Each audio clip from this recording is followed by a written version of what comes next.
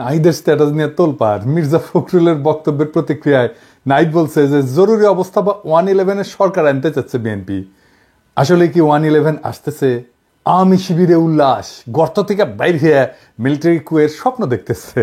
স্বপ্ন দেখা ভালো, ওদের ড্যাডি ওই যে সোহরাদ্দির বডিগার্ডও প্রচুর স্বপ্ন দেখতো। স্বপ্ন দেখতে দেখতে তার স্বপ্ন দোষও হইতো। আল্লাহ বাঁচাইছে, তৈজসপত্র যদি জায়গা মতো পড়লো হইনি, তাহলে আরো কয়টা আজ দহা জন্মাইলনি, দুটাই জান কালা কালা করে দিছে। আরো কয়টা থাকলে কি হইল নি আল্লাহ জানে। আমি নিজেও কইছি যে ওয়াকার কি সিসির মতো সরকার বানাইতে চায়। তাই অনেকের মনে হইতে পারে দাদাই তো কইছিল, তাইলে হইতেছেটা কি? কয়দিন আগে না দাদা কইলেন যে 75-এর সাথে মিল আছে, ছাত্ররা কোণঠাসা হইয়া যাইতে পারে। ছাত্ররা কিঞ্চিত কোণঠাসা হয়েছে, কথা সত্য। কিন্তু আমি এটাও মনে করি ছাত্ররা রাইট স্ট্র্যাটেজি নিলে এই অবস্থা থেকে উত্তরণ সম্ভব। প্রথমে আমরা কুয়ের বা জরুরি অবস্থার সম্ভাবনার কথা নিয়ে ভাবি, তার আগে একটা জিনিস বলে নি। সেটা হইতেছে যে রাজনীতিতে প্রিএমটিভ মেজার বলে কিছু কথা আছে, মানে আগে থাকতেই একটা ব্যবস্থা নেওয়া। তো ওয়াকারকে যখন বলছি যে সিসির মতো সরকার বানাইতে চাই কিনা, ওইটা ওয়াকারকে আমি সতর্ক করছি যে এই কামটা কইরেন না, সেই কথাটাই বলছি। তার মানে এইটা না যে ওয়াকার এটা করিচ্ছে। যদি সিসির মতো সরকার বানানোর বদ মতলব থাকে তাহলে সাবধান হইয়া যান। এটাই হইতেছে ওই ভিডিওর বার্তা। আমি আগেও বলছি, আবারও বলতেছি যে 75-এর সাথে এখনকার কয়েকটা মিলের জায়গা আছে। তবে আর্মিতে একটা বড় তফাত আছে, বিশাল বড় তফাত 75-এর সাথে। 75-এ আর্মির একটা ছোট অংশ বিপ্লব করছিল, আর বিপ্লবের পরে শেখ মুজিব জয় বাংলা হইয়া যাওয়ার পরে জনগণ মাঠে নেমে আসা ওই বিপ্লবী শক্তিকে অভিষিক্ত করছিল। আর 24-এ আর্মি মাঠে বিপ্লব দমন করার জন্য মাঠে ছিল। তারা প্রথম দিকে জনতার দিকে গুলিও করছে। আর্মির ড্রোন আকাশে উড়ে গিয়া সেটা দিয়ে গোয়েন্দা তথ্য দিছে যে কোটি কোটি বিক্ষোভকারীরা কুটি থেকে প্রতিরোধ করিচ্ছে। আর ওই পুলিশ সেই তথ্য পেয়া আন্দোলনকারীদের বিক্ষোভকারীদের চিহ্নিত করিয়া ওই জায়গায় স্নাইপার পাঠাইছে। এলাকা ব্লক রেড দিয়া কারফিউ দিয়ে আন্দোলনকারীদের আটক করেছিল না আর্মি? আমরা তো ভুলি নাই, তাই না? এই ভূমিকা রাখার পরেও আর্মির সৈনিক আর জুনিয়র অফিসাররা একটা সময় গুলি চালাইতে অস্বীকার করছে। সেটা হইতেছে 5ই আগস্ট সকালে। এই যে হাসিনার আজ্ঞা শোনা থেকে শুরু কইরা গুলি চালাইতে অস্বীকার করা, এটাকেই বলে বিপ্লবী রূপান্তর। আর্মির এই সেকশন মানে জুনিয়র অফিসার আর সৈনিক লেভেলে একটা বিপ্লবী রূপান্তর ঘটিছে। এই আর্মি হাসিনার আর্মি না, এই আর্মি জনগণের আর্মি, জনতার আকাঙ্ক্ষার সাথে থাকা এক গণমানুষের বাহিনী, এক গণবাহিনী। এটা আমি আর্মিকে তেল দেওয়ার জন্য বলতেছি না। আপনারা যারা 5ই আগস্টে রাস্তায় ছিলেন তারা জানেন যে এই আর্মি জনতার পক্ষ হইয়া হাসিনার পুলিশের বিরুদ্ধে, ছাত্রলীগ যুবলীগের গুন্ডাদের বিরুদ্ধে গুলি ছুটতেছে। আর্মি হাসিনার শাসনের খুঁটির বিরুদ্ধে দাঁড়াইছে। আর্মি হাসিনার শাসন, হাসিনার ছায়া থেকে বাইর হয়ে আসছে। এটাই রূপান্তর। তার অস্ত্রের নল ঘুরে গেছে শাসকের দিকে। এইটার প্রতীকী মূল্য অপরিসীম। এই বাহিনী অন্তত এখন জনতার বিরুদ্ধে দাঁড়াবে না। তারপরেও বলা যায় না, কু করতে তো বেশি লোক লাগে না। 111-এর সময় তো কু করেছিল 10-12 জন নাকি শুনেছি। তাই আমি বলতেছি না কু হওয়ার সম্ভাবনা শূন্য, হইলেও হইতে পারে। তবে আমি চাই এটা কু হোক, তাহলে টেরাম টেরাম যুদ্ধ হবে। হ্যাঁ, কু হইলে ভালো হবে। কেন ভালো হবে আজের দেখি। এখন কোন কু হইলে সেটা ভারতীয় মদতে হইছে বলে জনমানুষের ধারণা জন্মাবে। আর তা হইলে খালেদ মোশাররফের পরিণতি বহন করতে হবে কুয়ের নেতাদের। আর্মির ইন্ডিয়া প্রভাবিত সেনা অফিসাররা একেবারে জয় বাংলা হয়ে যাবে। শুধু তাই না, বাংলাদেশে ইন্ডিয়ান সব স্ট্যাবলিশমেন্ট জয় বাংলা হয়ে যাবে। জুলাই বিপ্লবে যা যা দুর্বলতা ছিল, যা যা অসমাপ্ত কাজ ছিল, সেইগুলো সমাপ্ত হবে। যেমন চুপ্পুনাই হয়ে যাবে। ধানমন্ডি 32 নম্বর বুলডোজার দিয়ে মাটিতে মিশা দেওয়া হবে। ইন্ডিয়ান এম্বাসি ক্লোজ করে দেওয়া হবে। ছায়ানট উদিসি বন্ধ করে দেওয়া হবে। ফ্যাসিবাদের যে দালালগুলো এখন মাথা তুলতেছে সেইগুলা বরাবর করে দেওয়া হবে। আর ভারতের আলো আর দিল্লি স্টার, ওই নিয়ে কিছু বলছি আমি? বলি নাই। খালেদ মোশাররফের কু 3 দিন টিকেছিল। এই কু 3 ঘন্টা টিকবে কিনা সন্দেহ আছে। তখন সেনাবাহিনীর মধ্যে লিফলেট ছড়ানো হয়েছিল, ওই যে 75-এ নভেম্বর বিপ্লবের সময়। এখন পিনাকি আর ইলিয়াস ভিডিও বানাবি আর সেনাবাহিনীর জুনিয়র অফিসার আর সৈনিকদের আহ্বান জানাবে। 2 না পাল্টাইছে।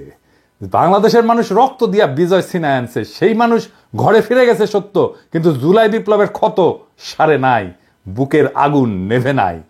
এই অগ্নিগর্ভ অবস্থায় জরুরি অবস্থা বা কু হান্দায় দেবে তেল ছাড়া, যেন এরপর কখনোই আর কু অভ্যাসের কথা কারো মাথাতে না আসে। আমাদের কাজ ফ্যাসিবাদের দোসরদের দাবরানির উপরে রাখা, আপনাদের চোখে পড়তেছে না হয়তো, কারণ এই কথাগুলো প্রকাশ্যে বলার বিষয় না, কিন্তু অনেক কাজ পিছনে হইতেছে। এইগুলা বেকুব কর্মীগুলো জানে না। সারা দুনিয়ায় হাসিনার পরিবার আর তার পলায় যাওয়া আওয়ামী লীগারদের উপরে কি নাইমে আসতেছে, এটা আওয়ামী লীগ আর আওয়ামী লীগের নেতা কর্মীরা হাসিনা কল্পনাও করতে পারতেছে না। আওয়ামী লীগের কর্মীরা যারা ফাল পেতেছে, আপনাদের বলি ভালো হইয়া যান, অযথাই নিজের বিপদ ডেকে আনিচ্ছেন। আমরা দয়া কইরা, একদম দয়া কইরা, মায়া কইরা প্রাপ্যটা দেইনি, ফাল পাইরেন না। আমি প্রত্যেকটা অঞ্চলে আওয়ামী লীগের কর্মীদের গণ ক্ষমা চাওয়ার আহ্বান জানাইতেছি। পাড়ায় পাড়ায় এদের ধৈর্য তওবা করাইবেন, মসজিদে মন্দিরে সমাজের সামনে হাত জোর কইরা মাপ চাইবে, কইবে আমার ভুল হইছে, মাপ কইরা দেন, আর কখনো করব না। তাইলে এদের তরপানি কমবে। এদের কোথায় পাবেন? আমরা একটা ওয়েবসাইটের কাজ করেছি, চলিচ্ছে, ওইটায় হাসিনার ফ্যাসিবাদের সকল সহযোগীর আমলনামা থাকবে।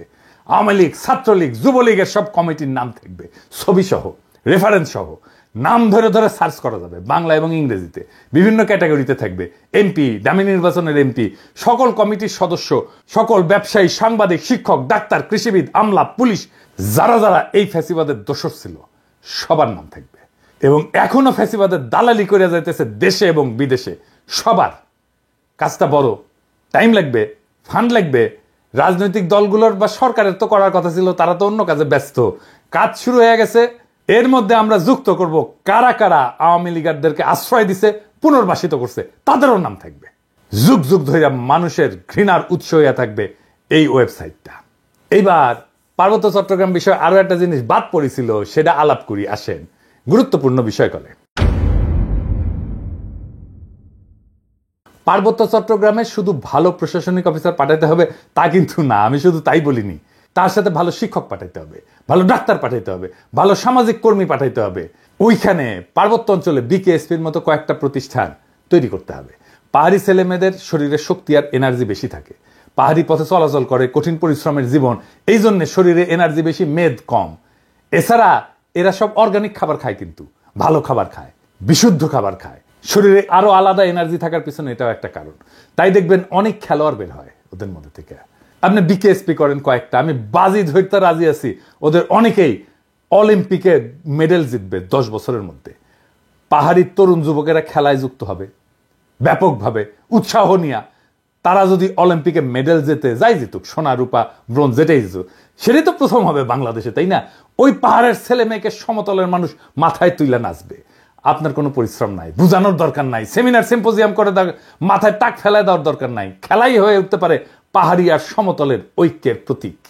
বিশাল কাজ হয়ে যাবে। আরে ভাই, রাজনীতি তো আছে, কিন্তু আপনার আগ্রহ, উৎসাহ, মোটিভেশনের একটা জায়গা লাগবে তো, যেটা নিয়ে আপনি আনন্দিত হবেন, যেটা নিয়ে আপনি আপনার জীবনের সমস্ত দুঃখ কষ্ট ভুলে যাবেন। আপনার দুঃখ কষ্ট ভুলে ফেলার প্রতীক হয়ে উঠবে ওই পাহাড়ের ছেলেটা যে অলিম্পিকে একটা মেডেল নিয়ে আসছে। খেলাধুলার মাধ্যমে ওদেরকে যদি সংযুক্ত করা যায়, সারা দেশব্যাপী একটা যোগসূত্র তৈরি হবে পাহাড়ি এবং সমতলীদের মধ্যে। আমার পাঠক দর্শকদের বলি, আমার ক্ষুদ্র ভ্রাতারা স্লোগান দেয়, 7 সিস্টার থাকবে না রে। ভাসানির রেফারেন্সে বলে আসাম আমার, 7 সিস্টার তো আমার। এই 7 সিস্টার কেন ভারত রাখতে পারতেছে না? পারতেছে না কারণ এই জাতিগোষ্ঠীর সাথে ন্যায্য আচরণ করতেছে না। এই অঞ্চলে 7 সিস্টার্স, রাখাইন আর আমাদের পার্বত্য চট্টগ্রাম মিলা যে জনজাতি উত্থিত হবে, বাংলাদেশকে যদি তার নেতা হয়ে উঠতে হয়, তাহলে আমাদের পার্বত্য চট্টগ্রামের পরীক্ষায় উত্তীর্ণ হতে হবে। এইটা আমাদের টেস্ট কেস। কয়েক লাখ পাহাড়ি নাগরিকদের যদি আমরা আস্থায় নিতে না পারি, আমরা এই অঞ্চলের নেতা হব কিভাবে কোটি কোটি মানুষের? পারবো না তো।